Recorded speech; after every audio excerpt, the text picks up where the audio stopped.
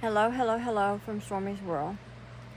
I'm bringing you an update tonight because I want to apologize because a couple of my videos that I've tried to post this week and a couple weeks ago apparently did not have any sound. So I'm hoping that this video has sound on it, and I hope that I can give you an update on me and my brother.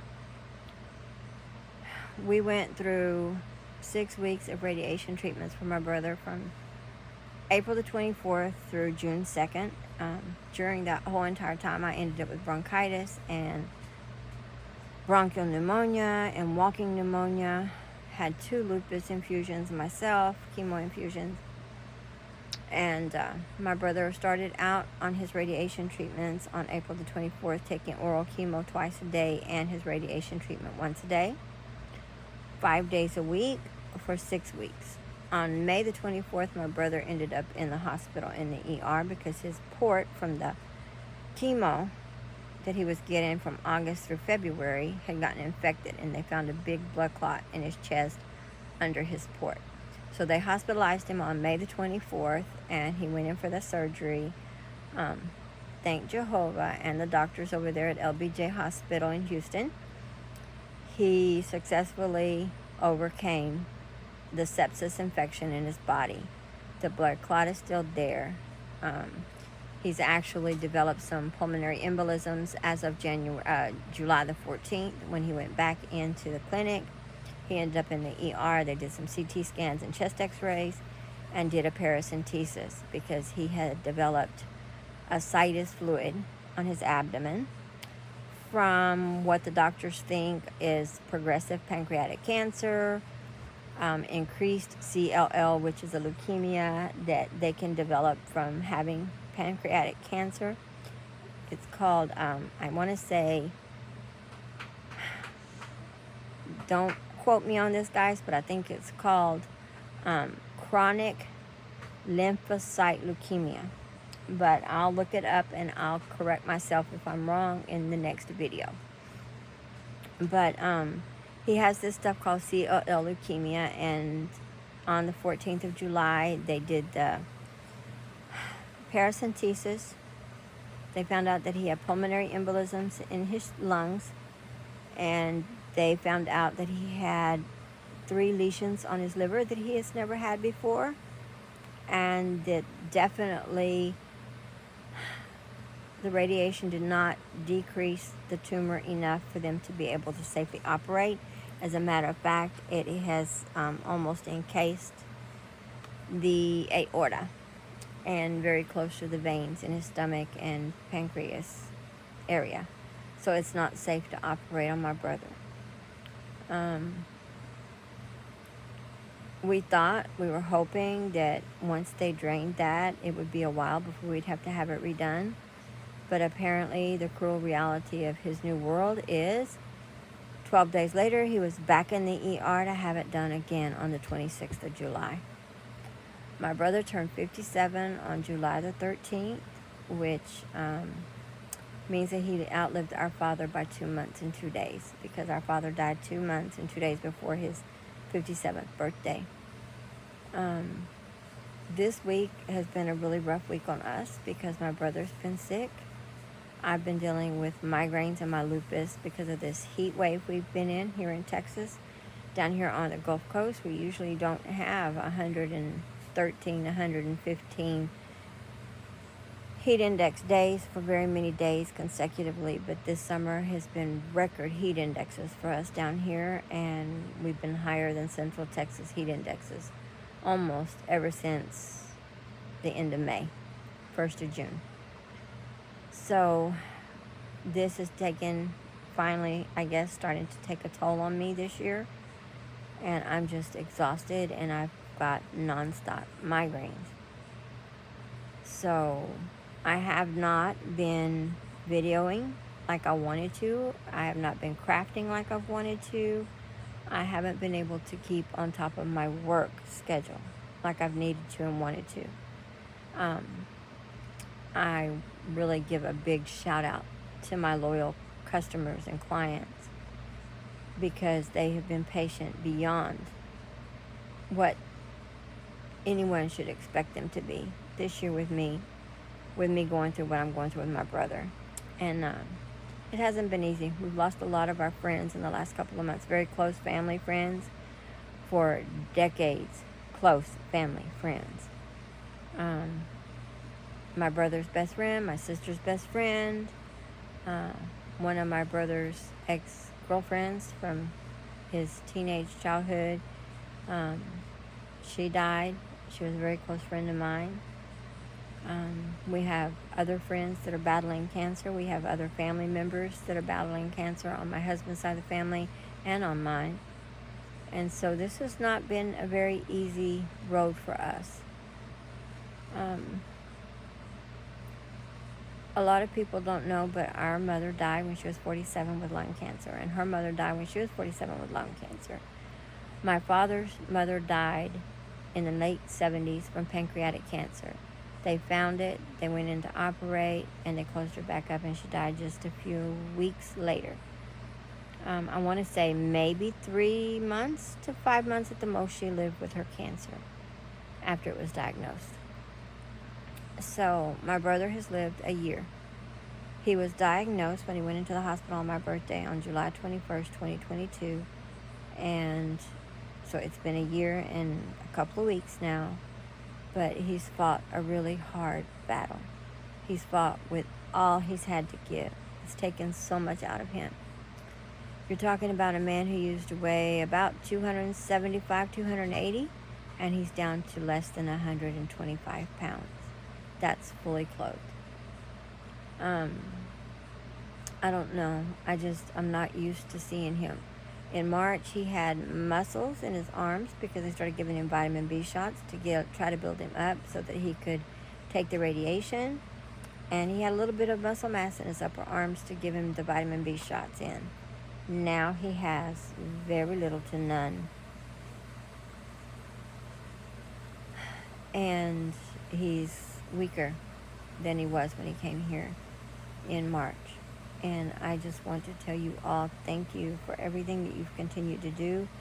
Your loyal subscriptions, your patience with me, your support, your loving thoughts, your prayers, your comments, your likes on my videos. I just wanted to tell you all thank you. And I promise that since I found that I was really becoming depressed, I had to start doing a few things for me. And that's my crafting. That's how I've always dealt with the crisis in my life. Crafting. Creating something and giving to others. And selling my crafts to support my family. My craft shop, Stormy's Oohs and Ahs, has always been a very, very dear dream of mine. My father helped me to name my craft shop. I didn't know what to call it. I knew I wanted to call it Oohs and Ahs. And my dad's the one that told me, well, hey, call it Stormy's. And that's where I've gotten my name from, because whenever I was little, he used to call me Stormy. Whenever I got bigger, people called me Dory. They called me all kinds of names, everything. And to tell the truth, I really answered no matter what people called me, as long as they were looking at me when they were talking to me, I'd answer them. I hardly ever corrected anybody. My name is Doreen, and I've been called Lorraine, Doreen, Darlene, Dorian, Dorena, everything in the book. And I have answered to it all. But Stormy is what a lot of my clients have called me. I have a tax preparation business, and I'm a notary public, and I do some bilingual stuff for my clients. And they usually all call me Miss Stormy. And so that's what I answer by to most of my clients. And I really do appreciate my clients that have been patiently waiting for me to finish up their tax returns this year, because I had the hardest times getting my brother through his treatments and everything that he had to do just to keep living. And I appreciate them so much, and I will always be grateful for those people who have let me file extensions for them and have patiently waited me to finish their returns, which I hope to get on top of this week and get them all finished up in the next week. Um, my brother has an appointment on the 8th for another paracentesis and some biopsies on his liver where they found 3 lesions while he was in the hospital. I don't know if we're going to be able to go or not because his gold card at the hospital expired. I asked them to help him to renew it, and they didn't renew it. And I don't have the money to pay what they're asking me to pay, so he can go and get that done. Any other tax season, I would have had plenty of money. But this year, I put him first, and I just don't have the extra money this week to pay for that up front. So I don't know if we're going to be able to get in there and get it done on Tuesday like we want to. If there's any way that they'll make payment arrangements with me, I'll do that until his Medicaid can go back in and pick up the balance of the bills. So I'm praying so hard that we can get his SSI straightened out this week, get his Medicaid straightened out this week, and get that taken care of. But hopefully they'll be able to go in and do the paracentesis, and they'll be able to continue to see my brother without me paying big amounts of money every time I walk through the doors, because I just can't do it. I thank you all once again. I'm going to cut this video short tonight because I'm going to make him a peach cobbler, because when he gets like this and the fluid starts building up, that's about all he'll eat is homemade peach cobbler. So I want to go make him one tonight, because all he ate today was about 1.5 pancakes he asked Destiny to make him this morning. She's been spoiling him. I'm so proud of my baby girl, because she's been making him fried eggs. Dustin's been making him toast. Butter on the kamal, not in a toaster. He does it on the stove. And the kids have really been doting on their uncle and treating him like a king, like he deserves. I try to make him his favorite foods. I try to get him his favorite foods. You can't take the country out that boy. He likes his SpaghettiOs and meatballs, his spaghetti and meatballs. Chef Boyardee. He likes Frito chili pies. He likes fried fish.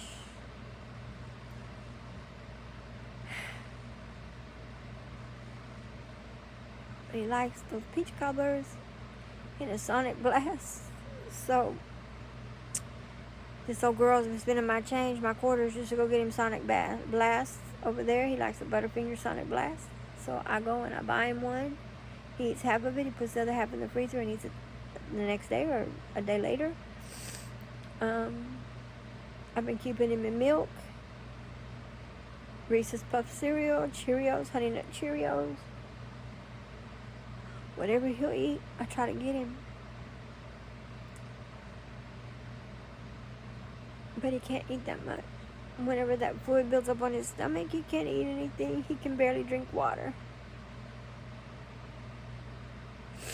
I've been getting the kids to make gallon tea every day because he likes tea. And he's been drinking a glass of tea whenever it's made. Drinking orange juice, drinking milk, drinking apple juice. I've been trying to keep all kinds of juices in the house for him. Grape juice. Cantaloupe, watermelon, things like that he's been trying to eat. Mango, he enjoyed a mango the other day. I love my brother. He's the only brother I have. And Jehovah God knows I'm going to miss him when he's not here with me anymore.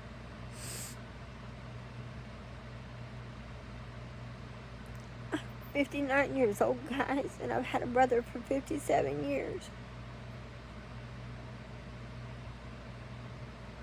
He wasn't supposed to die before me.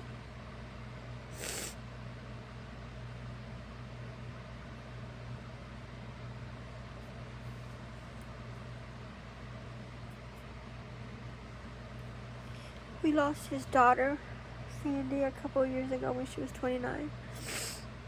She wasn't supposed to die before us either, but she did. She died from congestive heart failure, which our dad died from. And this old lupus has tried to wipe me out a couple of times. A couple really bad strokes I've had, and One stopped my blood from flowing in my in my body. Everything was coagulated and wanted to stop running. The last one stopped my heart, and they had to call in a code in my room and do CPR on me as I laid on the floor. So I'm just thankful to Jehovah God that I'm still here, and I'm still here every day for a reason. Since that first stroke 18 years ago, I've raised 2 more kids. So I thank him. I thank him each and every day. I raised my first son, who was a twin, and I lost his twin to congenital toxoplasmosis. And Christopher had a lot of problems in his life. He was multiply handicapped from birth. He was visually impaired. He developed epilepsy whenever he was 5 years old because his shunt stopped working. He was microcephalic at birth and developed hydrocephalus, massive hydrocephalus, when he was 3 weeks old. So I've been through so many things in my life. Jehovah only knows that I've only gotten through it all by the grace of him, who keeps giving me the strength to keep going on, the patience, the endurance, the faith, because I see his hand in everything he does for me. I see his hand in providing me money to keep putting gas in my car to get to the doctor's appointments in Houston. I see his hand in me having the money to be able to go, even if it's quarters and dollars, to go and get my brother his sonic blast when he asks him. But he doesn't ask for him too often. He just asks for him like once every couple of weeks.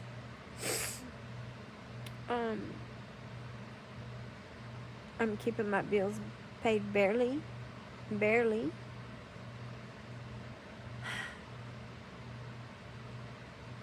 But Jehovah will see me through this like he does everything else. Our God is a wonderful God. He's a wonderful creator and a wonderful, wonderful Father who listens to us when we pray to him. And so that's why I thank you all for your loving thoughts and your prayers.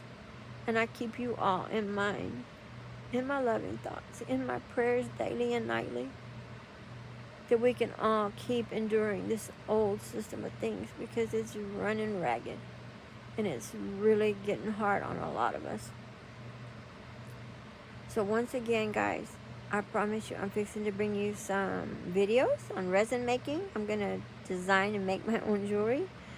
I am going to make some videos about my Temu orders that I got in. I ordered some really nice molds and some fillers and some washi tapes and some really beautiful acrylic markers that I'm going to use in my molds and see how those work. I'm going to make some bezel jewelry. I'm going to make some pearl jewelry, because I bought my clams that I did videos on, and oysters, and I got the pearls out of those, and I'm going to make some jewelry with those. I got my drill set, my press drill to drill into the pearls to make the holes so I can beat them on earrings. And so I'm going to really start doing what I've wanted to do, that I ended up putting on hold whenever I went to go and take care of my brother in January.